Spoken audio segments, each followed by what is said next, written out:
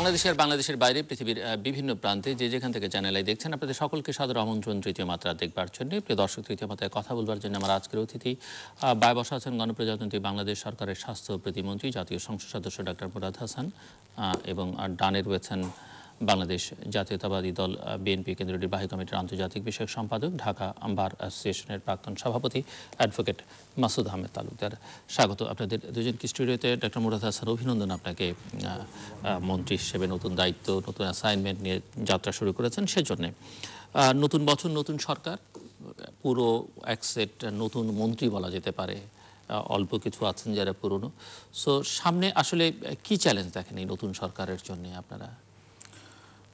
ধন্যবাদ জিলুর রহমান ভাই। প্রথমে আপনার মাধ্যমে চ্যানেল আয়ের তৃতীয় মাত্রার সকল দর্শক যারা এই অনুষ্ঠান দেখছেন তাদের সবাইকে জানাই আন্তরিক শুভেচ্ছা, এবং নতুন সরকারের পক্ষ থেকে আমি দেশবাসীকে শুভেচ্ছা জানাচ্ছি যে মাননীয় প্রধানমন্ত্রী জাতির জনক বঙ্গবন্ধু কন্যা তৃতীয়বারের মতো পরপর 3 বার মাননীয় প্রধানমন্ত্রী হিসেবে দায়িত্ব গ্রহণ করেছেন। জনগণের ভোটে নির্বাচিত এই সরকার আমাদের প্রথম এবং প্রধান লক্ষ্য থাকবে এই সরকারের যে মাননীয় প্রধানমন্ত্রীর নেতৃত্বে বাংলাদেশকে দুর্নীতিমুক্ত সুশাসন নিশ্চিত করার মধ্য দিয়ে জঙ্গিবাদ এবং সন্ত্রাস মাদক মুক্ত বাংলাদেশ গড়ে তোলার অঙ্গীকার নিয়ে মাননীয় প্রধানমন্ত্রী বঙ্গবন্ধু কন্যা মমতা মা শেখ হাসিনার নেতৃত্বে আমাদের যাত্রা আমরা আল্লাহর নামে শুরু করেছি। আমরা বিশ্বাস করি যে আমাদের এই চ্যালেঞ্জকে মোকাবেলা করতে আমরা যারা নতুন মুখ, মাননীয় প্রধানমন্ত্রীর অনেক আশা, স্বপ্ন, আস্থা, বিশ্বাস নিয়ে আমাদেরকে দায়িত্ব দিয়েছেন, আমরা আমাদের সর্বোচ্চ চেষ্টা থাকবে যাতে এই লক্ষ্য পূরণে আমরা যাতে সমর্থ হই। যার দায়িত্ব আমরা সততা, নিষ্ঠা এবং আমাদের যতটুকু অর্জিত জ্ঞান, অভিজ্ঞতা, দক্ষতা, দূরদর্শিতা সবটুকু নিয়ে আমরা চেষ্টা করব। আমরা সকলের দোয়া চাই, সহযোগিতা চাই। বাধা কিছু দেখেন সামনে লক্ষ্য পূরণে? লক্ষ্য পূরণে বাধা মানে আমাদের আসলে আমরা অনেকটুকু দুর্নীতি মুক্ত অবস্থানে এসেছি।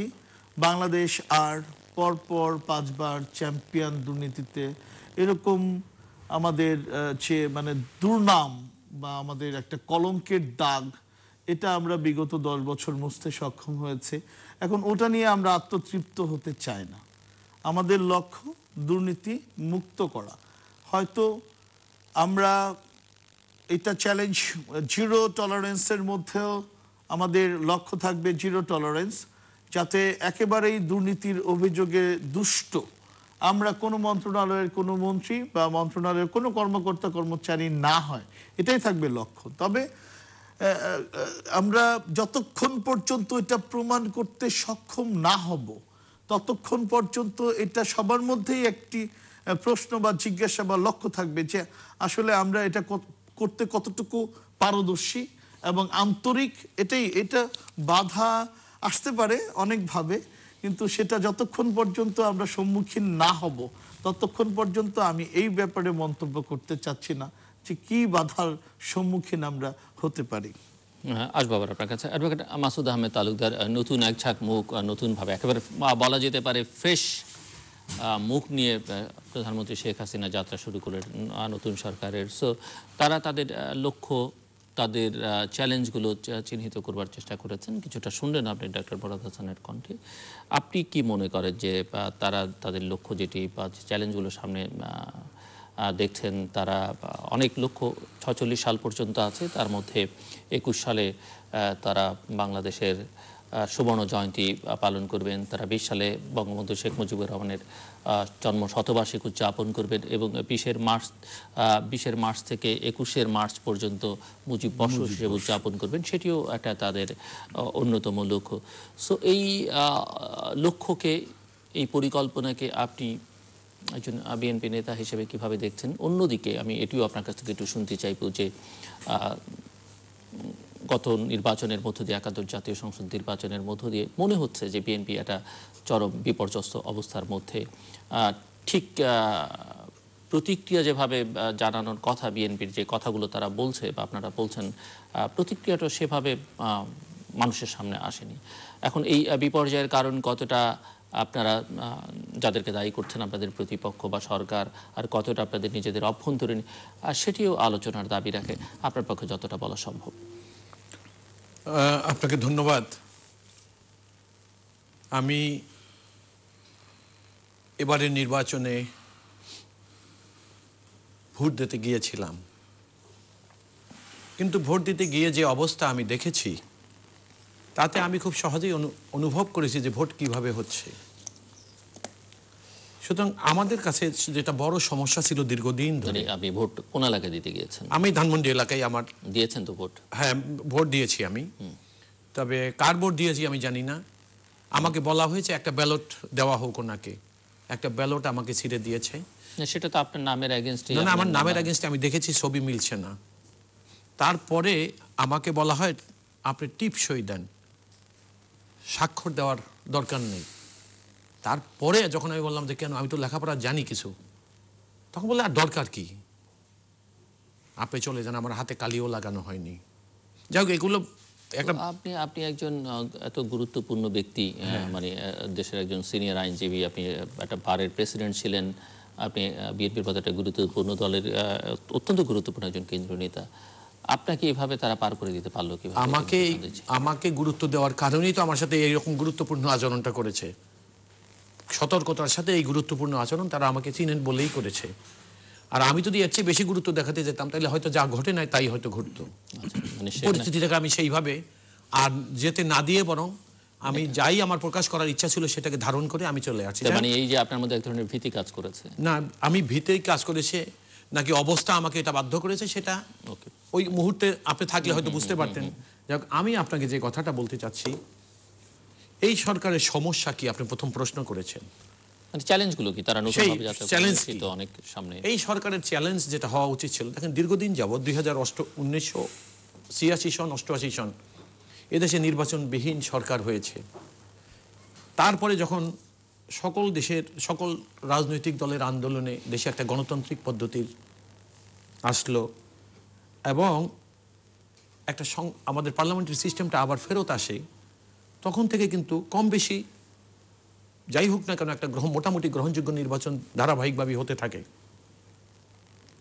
বিশেষ করে 2014 সনে যে নির্বাচনটি হয়েছিল ভোটারবিহীন, আমরা তখন থেকেই চেয়েছিলাম যে জনগণ যেন ভোট দিতে পারে। আমাদের নির্বাচন পদ্ধতিকে যেটাকে একদম সম্পূর্ণ বিনাশ করে ফেলেছে, ভেঙে দিয়েছে, সেটা যেন আবার পুনঃপ্রতিষ্ঠিত হয়। মানুষের ভোট দিবে এবং জনগণ তার সরকার নির্বাচন করবে। যে দল রাষ্ট্রীয় ক্ষমতায় অধিষ্ঠিত হোক তারা যেন জনগণের সরকার হয়। দেশের সকল রাজনৈতিক দল যেন ওন করে যে তাদের সরকার রাষ্ট্রীয় ক্ষমতায়, এবং একটি ফেয়ার নির্বাচনের মাধ্যমে সরকার এবং বিরোধী দল নির্বাচিত হবে। এবারের নির্বাচনে যা ঘটেছে আমি একটু বর্ণনা করতে গিয়ে আপনি আমাকে যা বলেছেন সেইটা তো আছে। এর পরের একটু ছোট ঘটনা আমি বর্ণনা করি আপনাকে, যে আমি যখন ভোট কেন্দ্রে গেলাম তখন দেখলাম যে দুই পাশেই আইন শৃঙ্খলা রক্ষাকারী বাহিনীর দুইটা রাস্তার মুখী গাড়ি। তারা ওখানে উপস্থিত ছিলেন ভোটারদেরকে পাহারা দেওয়ার জন্য নয়, তাদের নিরাপত্তার জন্য নয়, বরং ভোটের নামে যারা ওইখানে উৎসব করেছে অন্যায় পথে, অন্যায় কার্যক্রমের মাধ্যমে, অর্থাৎ জোর করে ব্যালট নিয়েছেন, ব্যালটে সিল দিয়েছেন, কারো ব্যালট পেপার হাত থেকে নিয়ে তারা নিজেরা সিল দিয়ে নিয়েছেন, এইরকম ঘটনাগুলো যারা ঘটিয়েছেন আইন শৃঙ্খলা রক্ষাকারী বাহিনী সেখানেই। আমার উপস্থিতকালীন সময় কয়েকটা ছেলে ধানের শীষের কাগজপত্র নিয়ে এসেছিল। একজন লোক তাকে বললেন যে এখানে আপনারা কি করেন, যান, ভদ্রতা দেখাচ্ছি যান, এই শব্দটাই, ভদ্রতা দেখাচ্ছি যান। চলে গেলেন, আইন শৃঙ্খলা রক্ষাকারী বাহিনী নীরব। আমি এভাবে চলে গেলাম, যদিও ওইখানে উপস্থিত ব্যক্তিরা যারা ছিলেন তারা সরকার দলীয় লোকজন, কিন্তু আমার সাথে ব্যক্তিগত সম্পর্ক ভালো, দীর্ঘদিনের পরিচয় বলে নাজেহাল শব্দ যেটা হয় সেইটা আমাকে করে নাই বা আমাকে হতে হয়নি। কিন্তু এর বাইরে যদি কেউ, অর্থাৎ যাদেরকে এভাবে করে, তারা যদি এর থেকে ভিন্নভাবে বা এইসব বিষয়টাকে চ্যালেঞ্জ করতেন তাইলে হয়তো নাজেহাল হতে হতো। তাইলে বিষয়টা কি দাঁড়াইলো, আপনি দেখেন যে বেশিরভাগ লোকের বক্তব্য শুনেছি ভোট দেওয়া শেষ হয়ে গেছে, তবে দিতে চান একটা ব্যালট নিয়ে যান, সিল দিয়ে যান। আবার বেশিরভাগ লোককে বলা হয়েছে আপনি সিল দেওয়ার দরকার নাই, আমাদের কাছে দেন, আমরা দিয়ে দিই। এইসব জিনিস প্রকাশ্যে ছিল, কোনো রকম বাধা ছিল না। এখানে নির্বাচন কমিশনের লোকজন, পুলিং অফিসার বলেন, প্রিজাইডিং অফিসার বলেন, আর একটা রাজনৈতিক দলের বিএনপি, যারা নির্বাচনকে আন্দোলনের অংশ এবং একটি দেশে গ্রহণযোগ্য নির্বাচনের জন্য যেই বিএনপি নির্বাচনে এত বাধা বিপত্তির পরেও নানা রকম নির্যাতনের পরে মিথ্যা গায়েবী মামলা, অন্যায়ভাবে তাদের বাড়িতে বাড়িতে নির্বাচনের 3 মাস আগে থেকে একটা বিষয় অবলম্বন করে অন্যভাবে তাদের বাড়িতে আক্রমণ করতেন এবং তাদেরকে ভয় দেখাইতেন নির্বাচনকালীন সময় যেন একটা কনস্টিটুয়েন্সি থেকে মিনিমাম 300 বিএনপি দলীয় নেতা কর্মীদেরকে গ্রেপ্তার করে জেলে পাঠিয়ে দেওয়া হয়েছে, তাদের জামিন দেওয়া বারণ হয়ে গেছে, পুলিশ তাদেরকে রিমান্ডে নিতেন।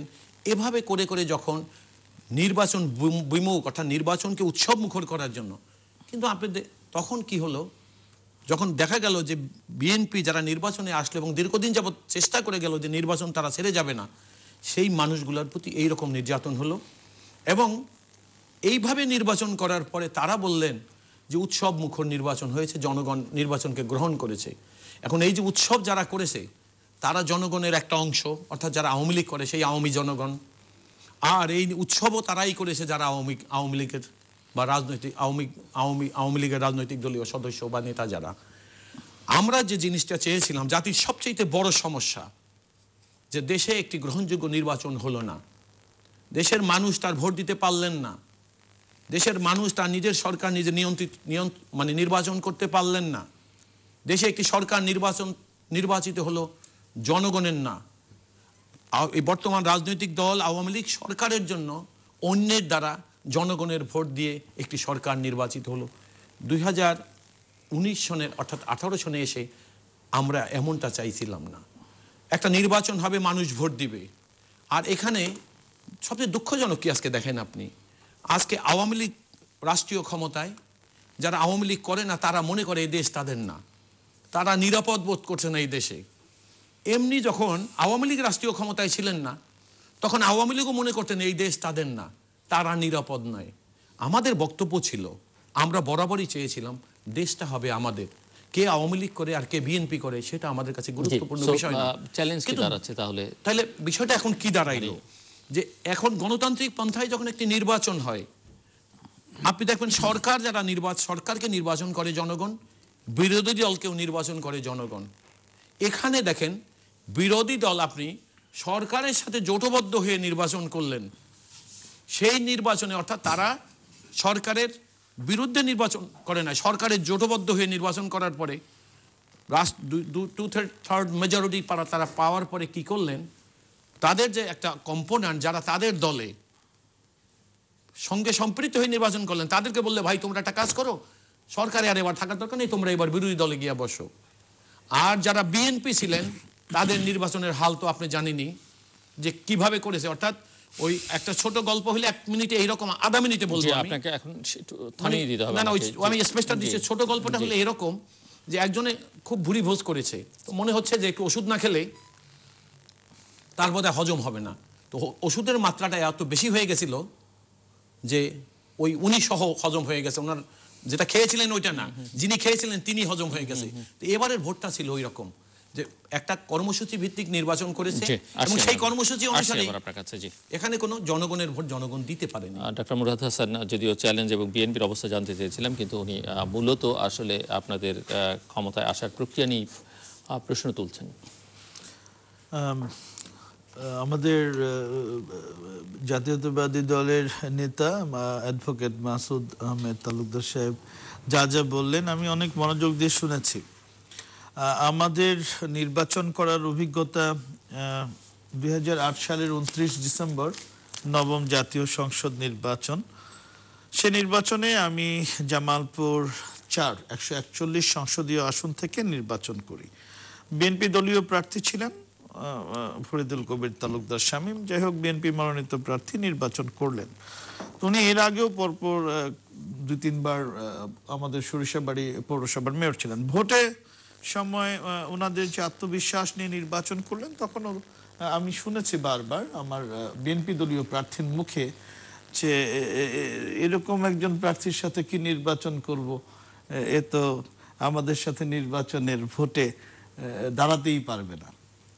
তো ভোট গণনার পরে দেখা গেল 41,000 ভোট কম পেয়েছে। নির্বাচন অবাধ, সুষ্ঠু, নিরপেক্ষ বলতে কি বোঝায় 2008 সালে 29 ডিসেম্বর আমরা দেখেছি। সেই নির্বাচনে আমি এটা উল্লেখ করলাম এই জন্য, সেই নির্বাচনে সারা বাংলাদেশে ভোটারদের উপস্থিতি ছিল প্রায় 86 থেকে 87%, আমার পরিসংখ্যান যদি ভুল না হয়, নবম জাতীয় সংসদ নির্বাচনে। এই নির্বাচনে ভোটার উপস্থিতি প্রায় 80%-এর মতো।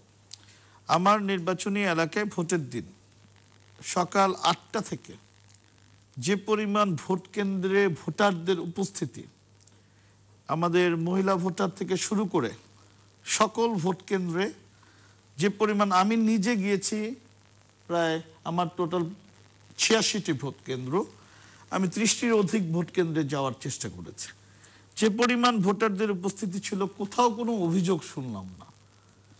তো এখন ভোটাররা ভোট দিয়েছে স্বতঃস্ফূর্তভাবে। আমাদের যিনি প্রার্থী ছিলেন বিএনপির, ইনি উপজেলা পরিষদের চেয়ারম্যান ছিলেন। ইনি নির্বাচনের আগেই বিএনপি মনোনীত প্রার্থী হিসেবে অবৈধ হয়ে গেলেন তার মনোনয়নের প্রার্থিতা। তো এখন তাদের যে ভোট কেন্দ্রগুলো, কোনো প্রার্থী আর ওখানে ছিল না। তো ওখানে আমি দেখেছি বিএনপি কি পরে কাউকে সমর্থন দিয়েছে? সমর্থন ওখানে যারা ছিল, জাতীয় পার্টির একজন ছিল লাঙ্গল প্রতীকে, হাত পাখাতে ছিল কি দল এটা, হাত পাখা ইসলামী ঐক্যজোট আন্দোলন এরকম, আরেকজন ছিল টেলিভিশন মার্কা বিএনএফ, 3টি দল ছিল নৌকা ছাড়া। তো আমি দেখেছি সব কেন্দ্রেই ভোটারদের স্বতঃস্ফূর্ত উপস্থিতি। আর আমার নির্বাচনী এলাকায় একটি বিএনপির কর্মীও যদি গ্রেপ্তার হয়ে থাকে, তা আমি আমাকে কিভাবে আমি বলবো, চ্যালেঞ্জ করবো, আমি বুঝতে পারছি না। এলাকায় ছিলেন তারা? শামীম তালুকদার সাহেব বহালতবিহতে এই এলাকায় ছিলেন, কোনো সমস্যা তো ওখানে হয় না। প্রচারণা ছিল বিএনপির, আমি বলছি বিএনপি ওইভাবে প্রচার, প্রথমে যখন ওরা প্রার্থী হলো তখন পোস্টার ছিল, হ্যাঁ সব জায়গায় পোস্টার লাগিয়েছে, সব জায়গাতে মিছিল করেছে। আমি একটু উদাহরণ শেষ করি আর কি, বলতে চাই, যখন উনিরা প্রার্থী মনোনয়ন অবৈধ হওয়ার আগ পর্যন্ত, আমি আরামনগর বাজার একটি ওদের একটা ভোট কেন্দ্র আছে ওদের এলাকায়, সেখানে আমি নির্বাচনী প্রচারণার জন্য গিয়েছি। ওনারা কেমন, একটু জাস্ট উদাহরণ দিতে চাই, যে আমাদের সম্পর্কে বলা হচ্ছে যে আমরা এরকম ব্যবহার করেছি, ভদ্রভাবে ভোট দিতে এক ধরনের বাধা প্রয়োগ করেছি। আমি নির্বাচনী প্রচারণায় গিয়েছি, আরামনগর বাজারটা হলো ওদের একটা এলাকা। আমি কেন উদাহরণটা দিলাম, আমরা কোনো কথা নাই, কোনো কারণ নাই, নির্বাচনী প্রচারণা, ভোট চাওয়ার জন্য ভোট প্রার্থনা, গণসংযোগ, এর মধ্যে এসে তারা আক্রমণ করলো। এই নির্বাচন হলো আমাদের 30 ডিসেম্বর, সেখানে এই থেকে প্রায় যেদিন ওদের বাতিল হলো 20 তারিখ এরকম সময়, এবং ওখানে পুলিশ যে যতক্ষণ পর্যন্ত সেই পরিস্থিতি নিয়ন্ত্রণে না আনতে পারছে, ততক্ষণ পর্যন্ত এদের সন্ত্রাসী কার্যক্রম চালিয়েছে তারা। অথচ অভিযোগ আসতেছে যে আমাদের উপরে এই ধরনের, আমরা নাকি পুলিশ বা প্রশাসনের মধ্য দিয়ে এই ধরনের আচরণ করেছি। কোন রকম ঘটনা এরকম ঘটে নাই। তো আমি যেটা বলতে চাই যে আসলে এখন বারবার অভিযোগ দেওয়ার মধ্য দিয়ে আসলে বিএনপি কি প্রতিষ্ঠিত করতে চায়, এই প্রশ্নটা সমগ্র জাতির এবং আমাদের। আসলে তো নির্বাচন তারা কিভাবে চায়, মানে এটার ধরনটা কেমন? আমি যদি এই প্রশ্নটা করি, যদি আমরা জাতীয়ভাবে তাকাই, যে যাদেরকে মনোনয়ন দেওয়া হয়েছে একই আসনে 1 জন 2 জন 3 জন 4 জন প্রার্থী আসলে কে? আমি যদি এই প্রশ্নটা করি, বোধহয় সবাই এই বাংলাদেশের প্রত্যেকেই জানে যে কি কারণে মনোনয়ন। আমরা দেখেছি যে তারেক রহমান সাহেব ফাইনালি তো একজনই প্রার্থী ছিলেন, কারণ প্রতীকটা একজনই দেওয়া হয়েছে শেষ পর্যন্ত। নাম যখন 3 থেকে 4 জন, আমরা কিন্তু দেখেছি যে আমরা নাম তালিকা দেখেছি, প্রাথমিক মনোনয়ন ছিল এরকম করে কে প্রার্থী, এটা বোঝাই তো দায় ছিল। আর যে প্রক্রিয়ার মধ্যে দিয়ে, ভিডিও কনফারেন্সের মধ্য দিয়ে আমরা দেখলাম প্রার্থী নির্ধারণ, তো আসলে মানুষ এটাকে কিভাবে গ্রহণ করেছে। আর প্রশ্ন হলো যে এরা ঐক্য ফ্রন্ট গঠন করলেন, তো এখন এদের মধ্যে যে পরিমাণ দ্বন্দ্ব, বিভেদ, বিভিন্ন প্রশ্নের উদ্বেগ, সমাধান কি কারো জানা নাই, কে হবেন চূড়ান্ত প্রার্থী, এই যে অবস্থার মধ্যে দিয়ে জগাখিচুড়ি আমরা দেখেছি। তারা নির্বাচনের প্রস্তুতি কি নেবে, সারাক্ষণ তো অভিযোগ করে। তো একটা নালিশি দলের মতো অবস্থা তাদের, সর্বক্ষণ মিডিয়ার সামনে নালিশ। আমরা এও তো দেখলাম যে মনোনয়ন নিয়ে যে বিএনপির গুলশান অফিসের সামনে ফখরুল ইসলামের গায়ের কাপড় চোপড় খুলে ফেলা হলো। তাই না, টেনে হেসড়ে ছিঁড়ে ফেলা হলো। তো এই যদি ওনাদের অবস্থা হয়, এই প্রস্তুতি নিয়ে নির্বাচনী যুদ্ধে ওনারা কি জিতবেন? ভোট দিতে পারেন নাই এই অভিযোগ কত করবেন? এরকম তো অবস্থা না। ওনারা নির্বাচনের ব্যাপারে আন্তরিক কতটুকু, যেভাবে ওনারা জনবিচ্ছিন্ন হয়েছেন। বিগত নির্বাচনে আমরা দেখেছি, 10ম জাতীয় নির্বাচনে নির্বাচন বয়কটের নামে যেভাবে আগুন সন্ত্রাস চালানো হয়েছে, জ্বালাও পোড়াও করা হয়েছে, মানুষকে পুড়িয়ে দিয়ে, যানবাহন পুড়িয়ে দিয়ে মানুষের মনে যে ভীতি, শঙ্কা, আতঙ্কের তৈরি করেছেন, মানুষ তো তাদেরকে ভয় পায়। এই যে আমার শ্রদ্ধেয় মাসুদ ভাই যে বলতেছেন, অভিযোগ করতেছেন, তাদের পাশে জনগণ দাঁড়ায় না কেন? জনগণ যতক্ষণ তাদের সাথে না থাকবে, তারা এই ভোট দেওয়ার কথা বলে একজন এত বড় নেতা, একজন হাইকোর্টের লয়ার এভাবে অভিযোগ করলে হাসি পায় আসলে। আমি এটা বলতে চাই যে আপনারা এমন ভাবে নির্বাচনের জন্য আসেন যে নির্বাচনে আপনাদের আফসোস করার মতো অবস্থা যেন না থাকে। জি, অ্যাডভোকেট মাসুদ আহমেদ তালুকদার, আমি প্রশ্নটা রেখেছিলাম যে বিএনপির যে বিপর্যস্ত অবস্থার কথা এখনো ডক্টর মুরাদ হাসান বললেন যে জনগণ আপনাদের পাশে নেই। সো এটির আত্মমূল্যায়ন আসলে কি আপনাদের? এবং সেই সঙ্গে আমি যে প্রশ্নটা জুড়ে দিতে চাই যে একটা সংলাপের মধ্য দিয়ে বিএনপি এবং তার মিত্ররা নির্বাচনে গেল, এবং নির্বাচনের পরে আপনারা বলছেন যে এই নির্বাচন প্রত্যাখ্যান করা, নতুন নির্বাচন নির্দলীয় সরকারের অধীনে, এখন আবার একটা সংলাপের প্রশ্ন এসেছে। এবং সংলাপের প্রথম কথাটা মানে দাবিটা বা আহ্বানটা জাতীয় ঐক্যফ্রন্টের নেতা ডক্টর কামাল হোসেনের কাছ থেকে এসেছে। এবং তারপরেই আমরা দেখলাম যে প্রধানমন্ত্রীর পক্ষ থেকে বা প্রধানমন্ত্রীর পক্ষে আওয়ামী লীগ সাধারণ সম্পাদক বলছেন যে প্রধানমন্ত্রী সকলকে আবার সংলাপের আহ্বান জানাবেন। তো যদিও আপনার দলের সাধারণ সম্পাদক মহাসচিব বলেছেন যে এজেন্ডা জানলে তারপরে সিদ্ধান্ত আপনারা জানাবেন। সো আমি জানতে চাই যে এই সংলাপ সম্পর্কেও বিএনপি নেতাকর্মীদের কি ধারণা, আপনারা কিভাবে? আমি সংলাপের কথা বলবো, কিন্তু তার আগে একটা দুইটা কথা একটু না বলে পারছি না। প্রার্থী নির্বাচন, ওনারা মনে করছেন আমাদের ভুল হয়েছে। আমরা 3 জনকে প্রতি কনস্টিটিউয়েন্সিতে কেন নমিনেশন দিয়েছি? কোথাও 4 জন দিয়েছেন, কোথায় 4 জন? এটা এই কারণে দিয়েছি, আমরা সম্ভাব্য প্রার্থী যেটা দেখেছি যে এদের মধ্যে প্রমাইজিং ক্যান্ডিডেট কারা কারা হতে পারে, 1 2 3 4 আমরা এটা দিয়েছি। এটা আমাদের একটা রাজনৈতিক কৌশলও ছিল। সেটা ছিল এই কৌশলে সুফল পেলেন? সুফল কুফল কেন হলো সেটা আমি বলবো আপনাকে। তখন আমরা দিয়েছি এই জন্য যে যদি আমরা একজনকে দেই চূড়ান্ত মনোনয়ন প্রাথমিক অবস্থায়, তাহলে দেখা যাবে যে দলের অন্য প্রার্থীরা বিদ্রোহ ঘোষণা করতে পারে বা বিদ্রোহী হতে পারে। এবং আমরা সেই কিন্তু আপনি 4 জনকে একাধিক প্রার্থীকে মনোনয়ন দেওয়ার মধ্য দিয়ে তো বাকিদেরও আপনি বুঝিয়ে দিলেন যে তুমিও প্রার্থী হওয়ার যোগ্য। সমস্যা তো সেখানে আরো বারবার কথা। আমি আপনাকে ধন্যবাদ, আপনি একটা সুন্দর কথা বলেছেন। ওইটাই আমরা বুঝিয়ে দিলাম যে এখানে বিএনপির এত নির্যাতনের পরেও বিএনপি থেকে এত মানুষ যখন নমিনেশন চায় কোনো একটা নির্বাচনী এলাকা থেকে, তখন আমরা তাদেরকে বুঝালাম এই যে তোমরা সকলেই নির্বাচনে প্রার্থী হওয়ার যোগ্য। এবং আমরা যেটা করলাম 3 জন 4 জন যেখানেই যেটা দিয়েছি কিনা তাদেরকে বলা হলো যে নির্ধারিত সময় আমরা এই 4 জন থেকে একজনকে চূড়ান্ত প্রার্থী হিসাবে নিব এবং দলীয় প্রতীক তাকে দেওয়া হবে। তারা সেটাই মেনেই নিয়েছেন। এবং দেখেন কত চমৎকার একটা বিষয়, এবারের নির্বাচনের ইতিহাসে এই প্রথম বিএনপি দলীয় দল থেকে কোনো বিদ্রোহী প্রার্থী হয়নি।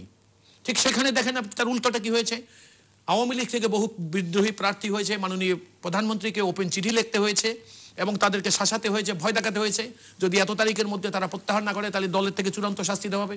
বিএনপিকে কিন্তু এরকম তর্জন গর্জন করতে হয় নাই। সুতরাং আমরা যেটা করেছিলাম, এখন মুশকিল হইল ভোট তো জনগণের দেওয়ার কথা। যদি জনগণ ভোট দিত তাহলে আমরা নিরাশ হতাম না, নিরাশ হওয়ার কোনো কারণ ছিল না। আপনি দেখেন আমরা ভোটের যে রেশিওগুলো আসছে, যে ধারাবাহিকতা আমরা লক্ষ্য করেছি, হঠাৎ 2018 সনে এসে নির্বাচনে আমরা আওয়ামী লীগ 2,70,000-72,000 ভোট পেয়েছে, বিএনপি পেয়েছে 4,000। আমি জানি না, এই দেশে তো আপনারাও থাকেন, আমরা থাকি সবাই। আমাদের বহু অনুষ্ঠানে, আপনার অনুষ্ঠানেও বোধহয় বলেছিলাম যে হাতের আংটি আয়নায় এদেশের নির্বাচনে যে কি ঘটেছে এটা তো আমরা চোখে দেখেছি, জীবন থেকে উপলব্ধি করেছি। একটা দুঃখজনক কি দেখেন, একটা এই নির্বাচনের নিয়ামক শক্তি বলা হতো দেশের 2 কোটি নতুন ভোটারকে, তারা ভোট দিতে পারছে কিনা সেটা কিন্তু আমরা জানি। তারপরও তাদেরকে নিয়ে যেভাবে মিথ্যাচার চলছে, তাদেরকে নির্বাচন নিয়ে আমরা কি শিক্ষা দিচ্ছি? সময়, ইতিহাস একদিন এর সাক্ষী দিবে। যাই হোক, আমি যে কথাটা আপনাদেরকে বলতে চেয়েছিলাম সেটা হলো এই সংলাপে আমি আসছি। তারপর দেখেন একজন কর্মীকেই নির্বাচনী এলাকায় যারা দলের মোটামুটি নেতা, একটা নির্বাচনী এলাকায় যদি 300 নেতাকে গ্রেপ্তার করা হয় তাহলে ওই এলাকায় ওই দলের রাজনৈতিক নেতা আর কে থাকে? অন্য অভিযানের নামে, মাদক দ্রব্যর অভিযানের নামে এদের বাড়ি বাড়ি তল্লাশি করেছে, তাদেরকে ভয় দেখানো হয়েছে, বলা হয়েছে তোমরা নির্বাচনের সময় থাকবা না, যদি এলাকায় থাকো, যদি এই কাজ করতে পারো তাহলে থাকো, আর নাহলে চলে যাও। এভাবে করে নির্বাচনে একটি রাজনৈতিক দল, যারা ওই দলের পক্ষে নির্বাচন করবে তাদেরকে এলাকা ছাড়া করা হয়েছে। এ হলো একটা। তারপর নির্বাচনে আওয়ামী লীগ, আমরা তো আসলে বিএনপি তো বা ঐক্যফ্রন্ট তো আওয়ামী লীগের বিরুদ্ধে নির্বাচন করে নাই। আপনি দেখেছেন আমাদের দলের মহাসচিব ঐক্যফ্রন্টের যিনি ডক্টর কামাল হোসেন, এনারা বলেছেন কাদের বিরুদ্ধে নির্বাচন করেছে বিএনপি এবং ঐক্যফ্রন্ট। তো এই নির্বাচনের কারণেই এখন জনগণকে ভোট দিতে দেওয়া হয় নাই। আর যদি আমার বন্ধুরা বলেন যে জনগণ আমাদেরকে প্রত্যাখ্যান করেছে, তাহলে জনগণের অবস্থাটা কি হয় সেটাও কিন্তু একটা ভেবে দেখার সময় আসছে, অথবা অদূর ভবিষ্যতে আসবে বলে আমার মনে হয়। তারপর যে কথাটা দেখেন আপনি, 2008 সনে যা ঘটেছিল, 2008 সনেও কিন্তু 29 তারিখ ইলেকশন হয়েছিল ডিসেম্বরের। আমরা বরাবর অভিযোগ করেছি যে সেই নির্বাচন তখনকার কৌশল, 11 অবৈধ সরকারের কলা কৌশলের কারণে তারা 28 তারিখ রাতেই একটা সাইজেবল ভোট, ঢাকা ডিভিশনে 96টা আসন ছিল, বিএনপিকে একটাও দেওয়া হয়নি। কারণ আগেই 28 তারিখ রাতেই সেখানে ভোটের বাক্সে ভোট দিয়ে ভরা হয়েছিল, জনগণ দেয়নি ভোট। যারা এই দলকে ক্ষমতায় আনে বারবার, তারাই ভোট দিয়েছিলেন এই সরকারের, এই দলের নামে। 2014 সনে ভোটের দরকারই হয় নাই। সেই কারণেই কিন্তু দেখেন আমাদের রাজনৈতিক প্রয়াসটা কেন, এই প্রচেষ্টাটা কেন 2014 সনে ভোট দেওয়া হলো না, 2018-তে এসে কি করলো, 2008-এ যা ছিল তাই আরেকটু ব্যাপক হয়ে গেল। অর্থাৎ ভোট জনগণ দিল না, ভোট দিল অন্যেরা। তো এখন বিষয়টা হলো কোনখানে, সংলাপের কথা বলছেন। এই 2018 সনের 11তম সংসদ নির্বাচনের আগেও মাননীয় প্রধানমন্ত্রী সংলাপে ডেকেছিলেন। সংলাপে কি কাজ হয়েছে একটা উদাহরণ আপনাকে আমি দেই। এই যে গায়েবী মামলা, যেসব মামলা দিয়ে এই নির্বাচনকালীন সময় বিএনপি নেতাকর্মীদেরকে তাদের বাড়িঘর ছাড়া করেছে, যারা দিনের পর দিন লুকিয়েছিলেন, নিজের এলাকায় আসতে পারে নাই, পরিবারের সাথে দেখা সাক্ষাৎ হয় নাই, নির্বাচনের দিন যে সকল মানুষ নির্বাচনে সম্পৃক্ত হতে পারে নাই, তাদের মামলার তালিকা দেওয়া হয়েছিল মাননীয় প্রধানমন্ত্রীর কাছে। নির্বাচনের আগে কি করা হলো, ওই সকল মামলায় মাননীয় প্রধানমন্ত্রীকে দেওয়ার পর তিনি আশ্বাস দিলেন যে না, আইন শৃঙ্খলা রক্ষা বাহিনী তাদেরকে আর ধরবে না। কিন্তু এখানে খেলাটা কি হলো, ওইটা দেওয়ার 7 দিন 10 দিন পরে প্রত্যেকটা মামলা চার্জশিট এসে গেল। আসার পরে কি হলো, তাদের কি নিম্ন আদালতে সারেন্ডার করতে হলো। কারণ এরা সবাই, আমি এইভাবে শেষ করে দিচ্ছি, সবাই হাইকোর্ট থেকে 2 সপ্তাহ 6 সপ্তাহ 4 সপ্তাহ জামিন নিলেন। হাইকোর্ট তাদেরকে বলে দিলেন তোমরা নিম্ন আদালতে সারেন্ডার করো। নিম্ন আদালত পুরোপুরি নিয়ন্ত্রিত আদালতের মতো আচরণ করেছে। তারা সারেন্ডার করার পর কি করলেন, তাদের জামিন তো দিলেনই না, হাইকোর্টের জামিন থাকা সত্ত্বেও তাদেরকে জেলে নিয়ে গেলেন। এরপর যখন ওই আদেশের বিরুদ্ধে মিসকেস করা হলো, সেই মিসকেসের তারিখ দেওয়া হলো 2 মাস পর পর, অর্থাৎ নির্বাচন চলে যাওয়ার অনেক পরে, যারা আজও ধুকে ধুকে জেলখানায়। সুতরাং বিষয়টা হলো এই সংলাপের, বিএনপি নির্বাচনের আগে সংলাপে গিয়ে তো প্রমাণ করেছে যে বিএনপি একটা কনসেনসাসের পলিটিক্সে বিশ্বাস করে। কিন্তু এখন আবার যে সংলাপের তিনি ডাক দিয়েছেন, কি কারণে আপনি দেখেন আজকের একটা ঘোষণা হলো মাননীয় প্রধানমন্ত্রী রাজনৈতিক দলের সাথে সংলাপে যাবেন। সেই দিন সন্ধ্যাবেলায় যদি তারই দলের মহাসচিব বলেন এই সংলাপ শুধু সৌজন্য সাক্ষাৎ হবে, তাহলে এই সংলাপের অর্থটা কি দাঁড়ায় আপনি বলেন। এবং এইটাই হলো আমাদের বক্তব্য। আমরা তো সৌজন্য, ওনার এখানে চা কফি আর ওই যে কি বলে বাদাম খাওয়ার জন্য তো এখানে কেউ যাবে না। জাতির যদি কোনো সমস্যা থাকে সেটাকে চিহ্নিত করবে, মিলিতভাবে সেটা সমাধান করার কোনো সুযোগ আছে কিনা, তাহলে সংলাপে যাবে। যদি দলে আওয়ামী লীগের মহাসচিবের কথাই সঠিক হয়, সাধারণ সম্পাদকের কথায় এটা সৌজন্য সাক্ষাৎ হবে, তাহলে এইরকম বেড়াইতে যাওয়ার শখ তো অনেকের নাও হতে পারে। ডক্টর মুরাদ হাসান, আসলে বিএনপির যে অবস্থা, সংবাদ সম্মেলন, মিট দ্য প্রেস, সেখানে সাজিয়ে গুছিয়ে অসত্য মিথ্যাচারিতা করা ছাড়া আর কোনো কৌশল বা বাস্তবতা নাই। যখন জনগণের মধ্যে গ্রহণযোগ্যতা থাকে না, কোনো কৌশলের বাস্তবায়ন করা সম্ভব হয় না। এই স্থূল সত্যটা ওনাদের বুঝতে আমার মনে হয় একটু কষ্ট হচ্ছে। দেখেন, আজকের বাস্তবতায় যদি বলি, ডক্টর কামালকে তারা তাদের সেনাপতির ভূমিকায় নিয়ে অবতীর্ণ হলে নির্বাচনী যুদ্ধে। এই বাংলাদেশে এইরকম নির্বাচন, এরকম জোট আর কোনোদিন বাংলার মানুষ দেখেছে কিনা আমার জানা নাই। 2 কোটি নতুন ভোটার, নতুন প্রজন্মের কথা বলা হলো। আমরাও নতুন প্রজন্মের না হলেও আমরা 71 পরবর্তী প্রজন্ম, মহান মুক্তিযুদ্ধের পরে আমাদের জন্ম। আমরা এরকম নির্বাচন দেখিনি। এই ধরনের জোট মানে এই বাংলাদেশে আমার মনে হলো যেন একটা প্রতিযোগিতা, এমন প্রতিযোগিতা, কে কার আগে কোন জোটে, মানে এক ধরনের নিলামে ওঠার মতো হলো। এরকমই আমাদের কাছে মনে হয়েছে। এরকম কোন জোট, এরকম নির্বাচনী জোট গঠনের প্রতিদ্বন্দ্বিতা, প্রতিযোগিতা, কে কার আগে যাবে, এগুলো বাংলাদেশের মানুষ দেখে নেই, আমরা দেখলাম। আচ্ছা, ডক্টর কামাল সাহেব প্রধান সেনাপতি, কারণ বিএনপির উপরে মানুষের আস্থা নাই। আচ্ছা, আমাদের যে বিএনপির প্রধান যিনি বেগম জিয়া, এই দুর্নীতি করে এতিমদের টাকা আত্মসাৎ করে জেলে। তা হাতিয়ারকে তারেক রহমান সাহেব, আরেক সাজাপ্রাপ্ত আসামি, যিনি দেশে নাই, দেশে আসতে পারেন না। আচ্ছা, তাহলে কি সম্বল কি ডক্টর কামাল? আচ্ছা, ভালো, কি হবে? সংলাপ করতে হবে। হলো সংলাপ, নির্বাচনে আসার জন্য সিদ্ধান্তে উপনীত হলেন। আসলেন নির্বাচনে, কিন্তু তখন কি হলো? ভজঘট লাগলো, কাকে দিবেন একে, এটা ভাগাভাগি নিয়ে এই যে একটা জগা খিচুড়ি, এটা কিন্তু বাংলাদেশের মানুষ দেখেছে, জোটও দেখেছে, কিভাবে জোট হয়েছে, কিভাবে ভাগাভাগি হয়েছে, সবকিছু তো বাংলাদেশের মানুষ বোঝে। আমরা যদি মানে একটা কথা এখানে টক শোতে বলেই এটাকে মানে মনে করি যে এটাই সত্য, তাহলে তো আমরা বোকার স্বর্গে বসবাস করতেছি। আসলে তা কিন্তু না।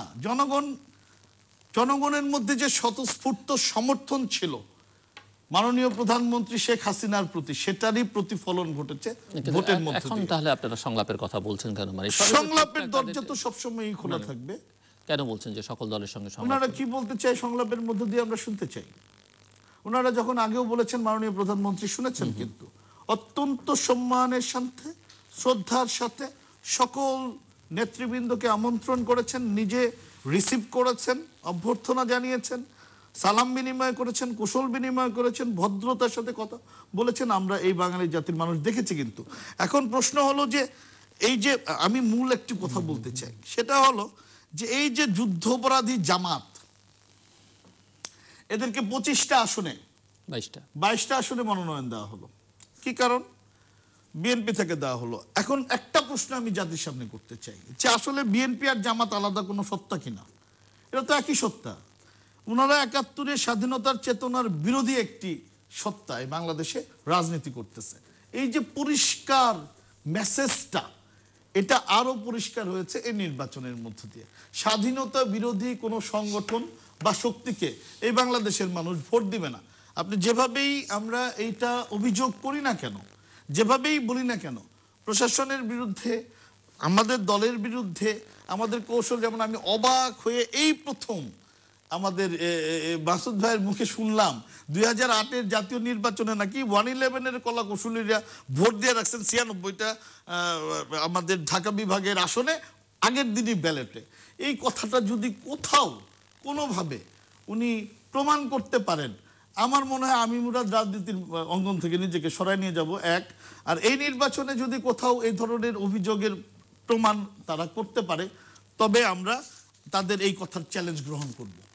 ঠিক আছে? তো আমি বলতে চাই একই কথা, যে এই যে বিএনপির সাথে যুদ্ধাপরাধীদের একাত্মতা, অভিন্ন আত্মা, অভিন্ন সম্পর্ক, এটা এই বাংলার মানুষ মানে না, মেনে নেবে না। ডক্টর কামাল নিজেও আজকে বারবার বলতেছেন যে আমরা যদি জানতাম বিএনপি জামাতকে ছাড়বে না, তাহলে তো আমরা এই জোটে যাইতাম না।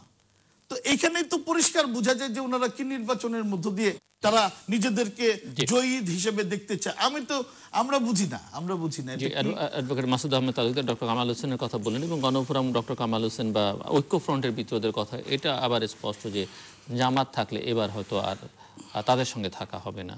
সো বিএনপির সামনে প্রশ্ন এখন 20 দল না ঐক্য ফ্রন্ট না একলা চলো নীতি। দেখুন, time is the best healer. এ আমার কথা না, অনেক পুরনো কথা, অনেক বড় মানুষের কথা, মনীষীর কথা। সময় অনেক সমস্যা সমাধান করে দিবে। আপনি দেখেন বিএনপি সম্পর্কে, বিএনপিকে বলা হয় জামাত সম্পর্কে, অবশ্য জামাত সম্পর্কে আমি আসলেই কথা বলতে চাই না, এই কারণে যে জামাতকে প্রতিনিধিত্ব করার জন্য আমি আজ পর্যন্ত শুনতে পারলাম না যে যে যুদ্ধাপরাধীদের বিচার হলো, এদের শাস্তি হলো, সাজা হলো, এটা কি সঠিক হয়েছে কিনা একটু বলবেন কি? দেখুন, আমি আবারও বলছি, আপনারা দয়া করে এই যুদ্ধাপরাধীর বিচার সম্পর্কে বিএনপির অবস্থানটা আমি বলি, ন্যায় অন্যায় এইগুলো বলার আমি বলতে চাচ্ছি না। শুধু এইটুকু বলবো যে এই যে যুদ্ধাপরাধীর বিচার যখন এই দেশে চলমান হয়েছে, বিএনপি কোনো রকম হার্শ অ্যাক্টিভিটিস বা কার্যক্রমে গিয়েছে কিনা আপনাদেরকে একটু স্মরণ করে দেখতে হবে। না, আমি একটু পরিষ্কার শুনতে চাই। আমি আরো পরিষ্কার বলে দিচ্ছি আপনাকে, আপনি পরিষ্কার হবেন আমার কথাই। বিএনপি কিন্তু যুদ্ধাপরাধীর যাদের বিচার হয়েছে, ন্যায় সঠিক হয়েছে না ভুল হয়েছে এটা নিয়ে আমি কথা বলবো না। আমি বলতে চাচ্ছি যে এই কর্মসূচি চলাকালীন সময় বিএনপি কোনো রাজনৈতিক কর্মসূচি দিয়ে এই বিচারকে ভণ্ডুল করার মতো কোনো রকম কোনো কর্মসূচি বিএনপি দেয়নি। এটা থেকে কি বলে মৌনতা কিন্তু সম্মতির লক্ষণ, যেগুলো আপনি আমার চেয়ে ভালো জানার কথা। আমি আপনাকে যেটা বলবো, মৌনতা সবসময় সম্মতির লক্ষণ এটা না, কখনো কখনো না বলতে পারারও প্রমাণ। না বলতে পারার না মানে কি, আমি যে বলি নাই তাহলে তো এটাও প্রমাণ হয় যে আমি এটার বিপক্ষে কিছু বললাম না। তো আমি যে কথাটা বলছিলাম, দেখেন ডক্টর কামাল এমন কোনো নির্বোধ ব্যক্তি না যে উনি না বোঝে বিএনপির সাথে ঐক্যফ্রন্টে এসেছিলেন। এখন এখানে মজার ব্যাপারটা কোথায় দেখেন আপনি, আমি ডক্টর মুরাদ যে কথাটা বলেছেন মাননীয় প্রতিমন্ত্রী, যে ভোটের বাক্সে ভোট ঢুকানো হয়েছে, আমি শুধু একটা উদাহরণ দিয়েই শেষ করে দেবো ওই কথাটা। 2008 নির্বাচনে 2008-এরটাই শুধু একটা কথা বলে দেই। আমি একদিন বেগম খালেদা জিয়াকে বলেছিলাম যে ডাকাতরা যখন ডাকাতি করে তখন কাউকে হত্যা করে না, মারে না, কিন্তু ডাকাতের মালামাল যখন ভাগাভাগি হয় তখন কিন্তু একজন আরেকজনকে খুন করে। এটা আমি নির্বাচনের 10 দিন পরে বেগম খালেদা জিয়াকে ব্যারিস্টার মওদুদের সামনে বলেছিলাম। তখন ব্যারিস্টার মওদুদ আমার সাথে একমত হন নেই। তার কিছুদিন পরে যেটা হলো, মওদুদ সাহেব এই একই কথার জন্য আমার সাথে একমত হলেন। এই কারণটা হলো এই, হোসেন মোহাম্মদ এরশাদি বলেছেন যে যদি ভোট কেটে আগে বাক্সে ঢুকানো না হতো, আমি আবার বলছি হোসেন মোহাম্মদ এরশাদ, তাহলে নির্বাচনে আওয়ামী লীগ ক্ষমতায় আসতো না 2008-এ। আই রিপিট, এবং দায়িত্ব নিয়ে বলছি কথাটা, হোসেন মোহাম্মদ এরশাদ, যিনি আপনাদের অত্যন্ত বেয়ারাল। আমরা উত্তর পেয়েছি। আচ্ছা, এবার আপনার পরেরটা শুনেন। আর বিবিসি কি বলেছে 2018 সনের নির্বাচনে, আমাদেরকে ছবি দেখিয়েছে যে বিবিসির রিপোর্টার বলেছেন, we have seen the ballot boxes in the morning and that was full of ballots before starting voting. এরপর আপনি যদি শুনতে চান যে ব্যালটে আগে কেটে বাক্সে রাখা হয়েছে কিনা, তাহলে এর চেয়ে কঠিন প্রমাণ আর আমার কাছে কিছু নাই। এরপর আমি আপনাকে আরেকটা জিনিস ধন্যবাদ জানাতে চাই এই কারণে যে দেখুন, আমরা যদি জেনে সজাগ অবস্থায় ঘুমিয়ে থাকি তাহলে এই লোকের ঘুম আর কেউ ভাঙাতে পারবে না। বিএনপি 11তম সংসদের নির্বাচনে ঐক্যফ্রন্ট এবং 20 দলীয় জোট যৌথভাবে মিলিতভাবে আমরা নির্বাচন করেছি। সেখানে দেখেন আমরা প্রথমবারের মতো জামাতকে, যেটা 91 সনে আমাদের সাথে আসেনি, 2001-এ জামাতকে আমরা আসন ছেড়ে দিয়ে জোটগতভাবে নির্বাচন করেছিলাম। কিন্তু এবার দেখেন, আপনারা বারবার বলেন যে 22 জন জামাত ইসলামের লোককে নমিনেশন দেওয়া হয়েছে, তারা ধানের শীষে নির্বাচন করেছে এবং মনোনয়নের আগে বিএনপির যে চূড়ান্ত মনোনয়নের ফর্ম, সেখানে লেখা আছে আপনি কোন রাজনৈতিক দলের প্রতি আস্থা জ্ঞাপন করে নির্বাচন করছেন। তিনি বলছেন আমরা জাতীয়তাবাদী দল বিএনপির প্রতি আস্থা জ্ঞাপন করে নির্বাচনে প্রার্থী হচ্ছি। তারপরে তারা তো জামাত থেকে পদত্যাগ, আমি আবার বলি যে প্রথম কথা শুনেন, দেখেন আমি বলি, দ্বিতীয় কথা, নির্বাচনের দিন জামাত যে প্রার্থীতা প্রত্যাহার করলো দলগত হবে, তাদের 22 জন প্রার্থী একসঙ্গে প্রত্যাহার করলো। তারা কিন্তু বিএনপির জন্য জিজ্ঞেস করেনি। সবাই জানে। আমি বলতেছি, আমি বাস্তবতা যেটা সেইটা বলছি আপনাকে।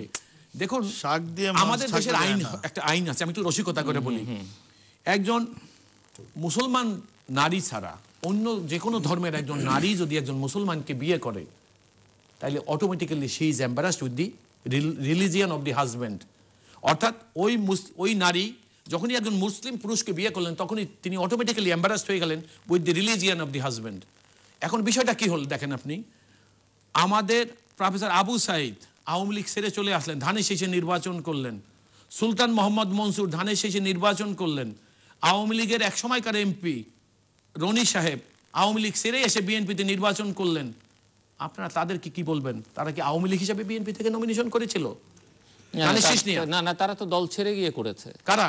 এই তিনজনে। আমি তো সেই কারণে ওই গল্প বললাম যে হোয়াইল দেয়ার, অধ্যাপক আবু সাইদ গণফোরামে যোগ দিয়েছেন, গোলাম মাওলা রনি বিএনপিতে যোগ দিয়েছেন, সুলতান মোহাম্মদ মনসুর দীর্ঘদিনই আওয়ামী লীগের সঙ্গে সম্পর্ক বিচ্ছিন্ন, তিনি ঐক্য প্রক্রিয়া নামে চলছিলেন। এখন ডক্টর কামাল হোসেনের সঙ্গে সম্পর্ক বজায় রেখে জামাত নিষিদ্ধ রাজনৈতিক দল, সুতরাং এই রাজনৈতিক দলের নিষিদ্ধ রাজনৈতিক দল না, তো নিবন্ধন বাতিলকৃত রাজনৈতিক দল, সুতরাং দলীয় পরিচয় জাতীয় নির্বাচনে অংশগ্রহণ করার তাদের কোনো সুযোগ নেই এবং তারা তা করেও নাই। তাইলে হলো কি, তারা নিরপেক্ষ দেশের সিটিজেন। এখন এরা যদি যুদ্ধাপরাধী হইতো, আমি আসলে চাইছিলাম না জামাত সম্পর্কে এত কথা বলতে, কারণ এগুলো আমার বলতে ইচ্ছা হয় না, কারণ এটা আমার দায়িত্বের অংশ না। তারপরও আপনি দেখেন সেই জামাত যারা করতেন এক সময়, তারা নাটকীয়ভাবে হোক আর যেভাবে হোক, প্র্যাকটিক্যাল এক্সিস্টেন্সটা হলো এই যে তারা বিএনপির মনোনয়ন নিয়ে বিএনপি থেকে নির্বাচন করার চেষ্টা করেছে নির্বাচন। মানে ডিরেক্টলি অর ইনডিরেক্টলি জামাতকে আশ্রয় প্রশ্রয় বাঁচিয়ে রাখা। আমি আপনাকে আবারও বলছি, জামাত 20 দলীয় ঐক্যজোটের একটি অংশ, কিন্তু জামাত তার দলীয় পরিচয়। এখন আমার প্রশ্ন আপনার কাছে সরাসরি, যে বিএনপি আসলে ঐক্যফ্রন্ট বেছে নেবে না 20 দলীয় ঐক্যজোট বেছে নেবে না একলা চলনীতি? দেখুন আপনাকে, কারণ ডক্টর কামাল হোসেন গতকালও খুব স্পষ্ট করে বলেছেন, মোস্তফা মহসিন মন্টু বলেছেন, সুব্রত চৌধুরী বলেছেন, সবাই বলেছেন যে হ্যাঁ বিএনপিকে সিদ্ধান্ত আসলে নিতে হবে, বিএনপি কি করবে। দেখুন ঐক্যফ্রন্ট মানে তারা জামাতের নির্বাচনকালীন যে জোট বিএনপির সঙ্গে করেছে বা 20 দলীয় জোটের সঙ্গে, বা ধরে নিলাম বিএনপির সঙ্গেই, তাদেরকে এত নির্বোধ ভাবার কোনো কারণে তারা বুঝে শুনেই করেছেন। এখন রাজনীতিতে অনেক কিছু আছে, আপনি দেখবেন। আমি আজকে যারা রাষ্ট্র সরকার গঠন করেছে তাদের দলেও 3টি রাজনৈতিক দল আছে অনিবন্ধিত। কালকে হয়তো এরাও থাকবে না এই দলের কাছে। আর এবার মাননীয় প্রধানমন্ত্রী যে খেলাটা দেখিয়েছেন, তাদেরকে অনেক রাজনৈতিক দলের অনেক কম্পোনেন্ট তাদের জোটে আছে, তাদেরকে যেমন মন্ত্রিসভা থেকে অনেককে বাদ দিয়ে দিয়েছে। হয়তো অদূর ভবিষ্যতে আমরা দেখবো এদের অনেক দল তাদের জোট থেকে বেরিয়ে যাবে, তাদের নিজেদের সিদ্ধান্ত। আবার দেখা যাবে এই সরকার কোন জোটের কোন সেটা তো হতে পারে। আমি আমাদেরটা ওইটা বলার জন্যই আপনাকে এই কথাটা বলছি। জামাতের প্রসঙ্গটা বারবার আসছে, 71-এ তাদের ভূমিকার কারণে নানাভাবে তাদের প্রসঙ্গটা আসে। দেখুন আমি 1971 সনে দেশের স্বাধীনতা যুদ্ধের অংশগ্রহণ করার সৌভাগ্য আমার হয়েছিল। সুতরাং জামাতকে নিয়ে আমি এর বেশি আর কথা বলতে চাই না। আমি শুধু এটুকু বলতে চাই, আমি শুধু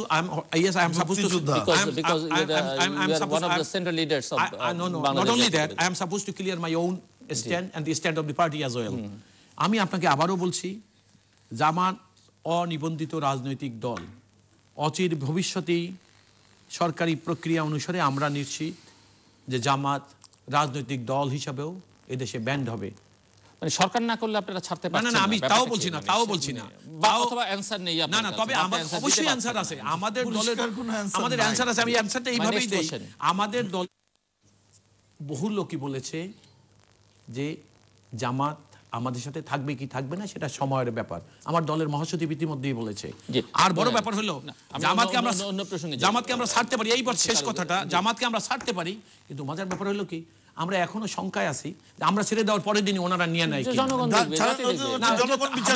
এই যে তেতুল হুজুরকে নিয়ে গেছে, তো যেই তেতুল হুজুর বলেছিলেন, তেতুল হুজুরকে নিয়ে কি আওয়ামী লীগের মর্যাদা বেড়েছে? আমি কমেছে বলেও তো মনে হয় না। আওয়ামী লীগ তো এদেশের রাজনীতির ইতিহাসে দেখেন, আপনাকে আমি বলি, এই তেতুল হুজুর, উনাকে বলেছিলেন তেতুল হুজুর যে কওমি মাদ্রাসা হলো ওই যে কি বলে ইয়ার প্রজনন কেন্দ্র, কি বলে এটাকে কি জানি সন্ত্রাসী প্রজনন কেন্দ্র, জঙ্গি প্রজনন কেন্দ্র। তারাই প্রকাশ্যে ছেড়ে দিতে হবে। তারাই প্রকাশ্যে আবার কি করলেন, ওনাকে সম্বর্ধনা দিলেন। আপনি জাস্ট এক লাইনে আমাকে একটা অ্যানসার করেন যে সামনে মার্চের উপজেলা নির্বাচন, আপনারা যেহেতু বলছেন যে এই সরকার বৈধ না অবৈধ একটি নির্বাচনের মধ্যে দিয়ে ক্ষমতায় এসছে, এই নির্বাচন কমিশনের প্রতি আপনাদের কোনো আস্থা নেই। এই নির্বাচন কমিশনের অধীনে এই সরকারের আমলে স্থানীয় সরকার মন্ত্রণালয়ের অধীনে বা ঘোষণায় উপজেলা নির্বাচন হতে যাচ্ছে, বিএনপি অংশ নেবে কি নেবে না? আমরা ছোট্ট করে উত্তর দেবেন। হ্যাঁ, ছোট্ট করে দেব। দেখুন আমি খুব পরিষ্কারভাবে আপনাকে বলছি, এই সরকার এবং এই নির্বাচন কমিশনের অধীনে কোনো গ্রহণযোগ্য নির্বাচন হতে পারে এইটা বিরোধী দলীয় জোট অর্থাৎ 20 দলীয় জোট এবং ঐক্যফ্রন্ট বিশ্বাস করে না। এখন আমরা বারবার বলেছিলাম যে নির্বাচন আমাদের আন্দোলনের একটি অংশ। তবে এই স্থানীয় সরকার নির্বাচনেই কিন্তু ভোটের এই তাণ্ডবটা শুরু হয়েছিল। আপনি সিটি কর্পোরেশনগুলো সেটা দেখেছেন। মার্চ মাসে যদি উপজেলা নির্বাচন হয়, এটা জোট অথবা দলীয় সিদ্ধান্তের বিষয় হবে। এই মুহূর্তে দল এ ব্যাপারে আনুষ্ঠানিক কোনো মন্তব্য বা কোনো সিদ্ধান্ত অথবা দলীয় নেতাকর্মীর সাথে বা দলের নির্বাহী বিভাগের সাথে বা নির্বাহী সাথে কোনো আলোচনা করেননি। আমি জানি বা ধরে নিই যদি যে আপনি দলের সিদ্ধান্ত মেনে নেবেন, দল যেটা সিদ্ধান্ত নেয়, কারণ আপনি দল করেন, দলকে ভালোবাসেন, কিন্তু আপনার ব্যক্তিগত মতামত কি হওয়া উচিত আসলে এই বিষয়ে? নির্বাচন যদি জনগণের পরিবর্তে অন্য লোকে ভোট দিয়া জনপ্রতিনিধি নির্বাচন করে, সেই নির্বাচনে যাওয়া হলো সবচেয়ে বড় প্রহসন। সেটি স্থানীয় জনগণকে সরকার ভোট দেওয়ার অধিকার দিলে, বিএনপি তো জনগণের রাজনীতি করে, রাজনৈতিক দল, সুতরাং জনগণকে ভোট দিতে দিলে বিএনপি যে কোনো সিদ্ধান্ত, এবং আপনি দেখেছেন 11তম জাতীয় সংসদ নির্বাচনেও বিএনপি কিন্তু জনগণের ভোট দিতে পারবে বলে আশা করি নির্বাচনে গিয়ে। মিস্টার মিনিস্টার, আমি একটা কথাই তার বক্তব্যের মধ্য দিয়ে, মাসুদ তালুকদার সাহেবের বক্তব্যের মধ্য দিয়ে উপলব্ধি করতেছি যে কোনোভাবেই জামাত সংশ্লিষ্টতা থেকে তারা ছেড়ে আসবেন না বা মুক্ত হবেন না। আরেকটি বিষয় হলো যে যতক্ষণ জামাতের সঙ্গে তাদের সম্পর্ক এরকম অভিন্ন গভীর থাকবে, এদেশের মানুষ বিশ্বাস করে যে মতিউর রহমান নিজামীর গাড়িতে যখন জাতীয় পতাকা তুলে দেওয়া হয়েছিল, আলী হাসান মোহাম্মদ মুজাহিদের গাড়িতে যখন জাতীয় পতাকা তুলে দেওয়া হয়েছিল, তখন ৩০ লক্ষ শহীদের আত্মার যে আর্তনাদ, পরিবারের যে আর্তনাদ, এবং ৩ লক্ষ মা বোনের যে নির্যাতনের যে অভিশাপ, এই বাংলার মানুষ কিন্তু এগুলো ভুলে নেই।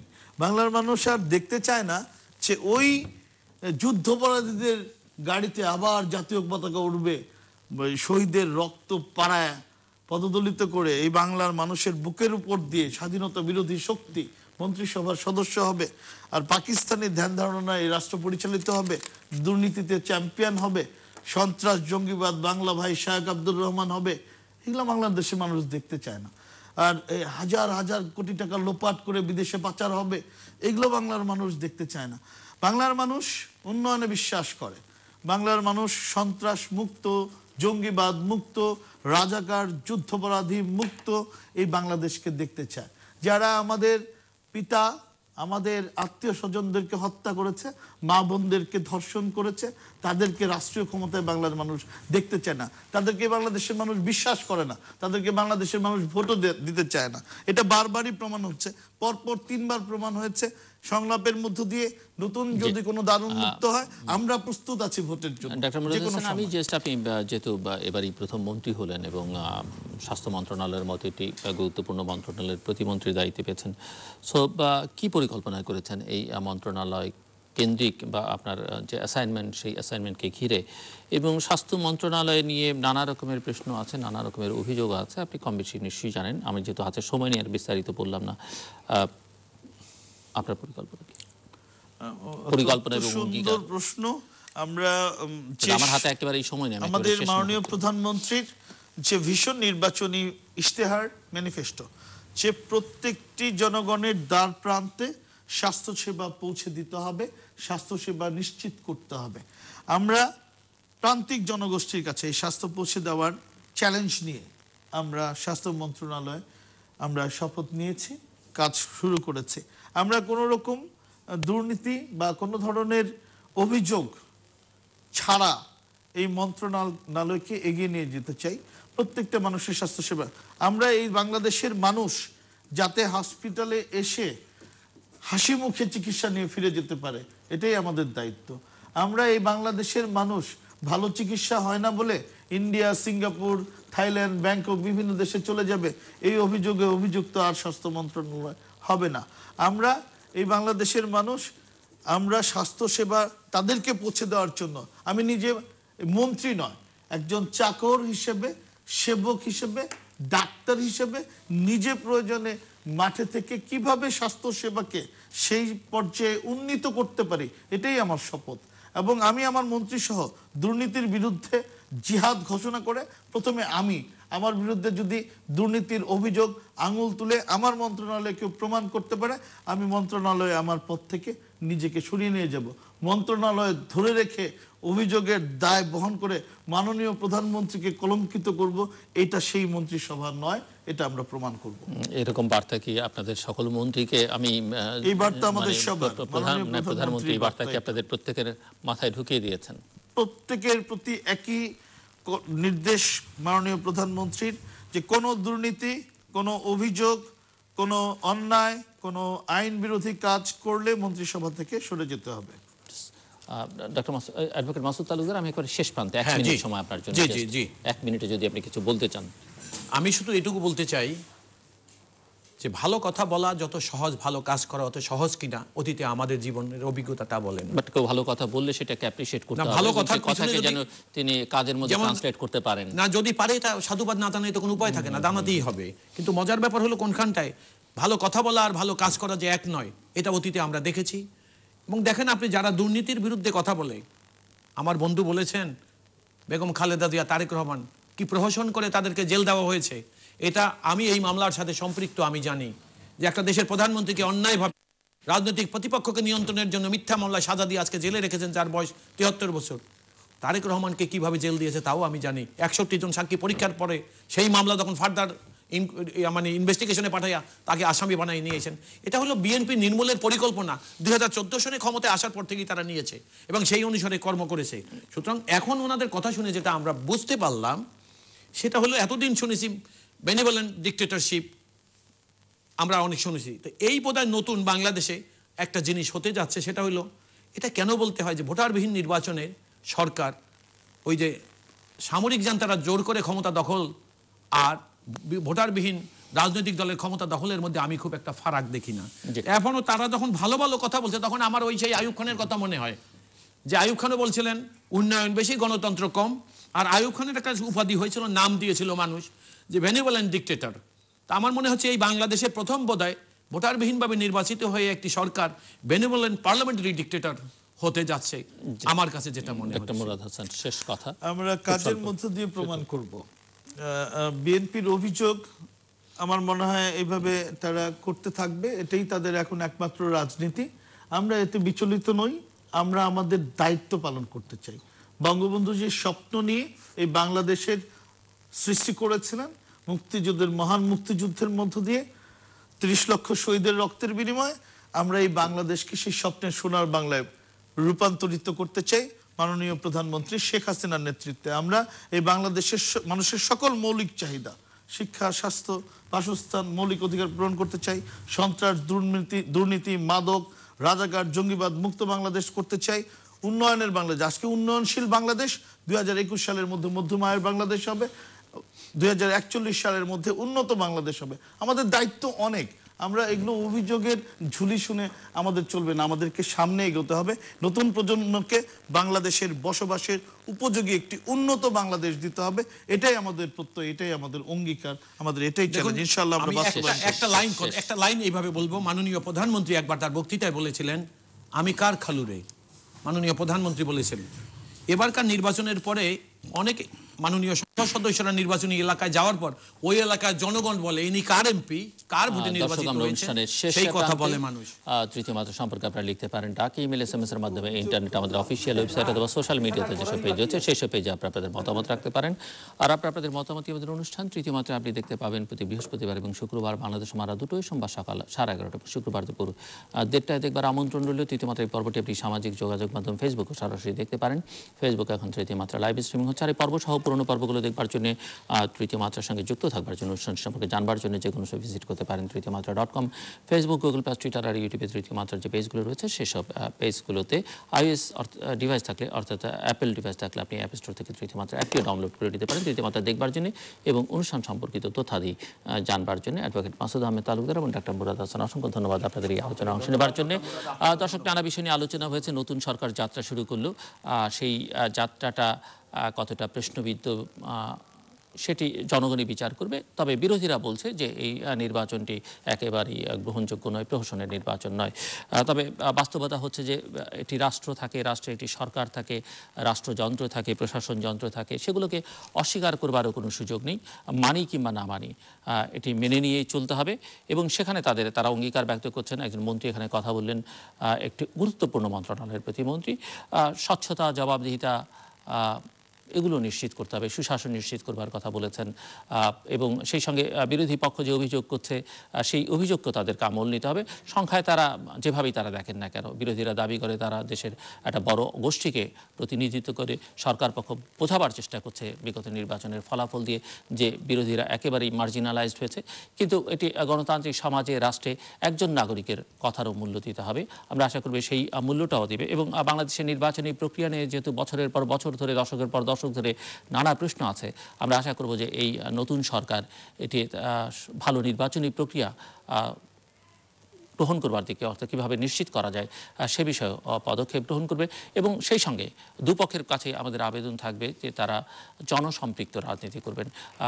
সরকারে যারা আছেন, রাষ্ট্র পরিচালনা করতে যা কিছু পরিকল্পনা গ্রহণ করবেন, যা কিছু পরিকল্পনা বাস্তবায়নের জন্য পদক্ষেপ নেবেন, সেখানেও যেন জনগণের সম্পৃক্ততা থাকে। অন্যদিকে বিরোধী পক্ষের রাজনীতির মধ্যেও যেন জনগণের অংশগ্রহণটা যথেষ্ট পরিমাণে থাকে এবং এই অংশগ্রহণের ক্ষেত্রে আবার সরকার বা প্রশাসন যন্ত্র বা আইন শৃঙ্খলা রক্ষাকারী বাহিনী যেন কোনোভাবেই বাধা হয়ে না দাঁড়ায়, সেটিও নিশ্চিত করতে হবে সরকারকেই। দর্শক, আমাদের সঙ্গে থাকবার জন্য অসংখ্য ধন্যবাদ। আমাদের সবার জন্য শুভকামনা।